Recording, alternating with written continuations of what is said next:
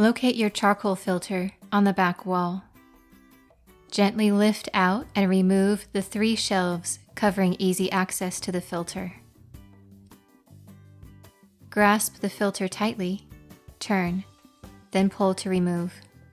Unwrap your replacement filter, then use the narrower end to push it securely into place.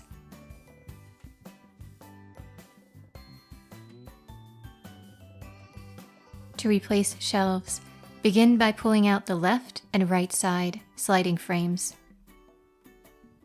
When dropping the shelf back onto its frame, make sure the front part of the rack hooks onto the frontmost hole. Replace the left and right side covers, snapping them carefully into place, pushing down to secure them.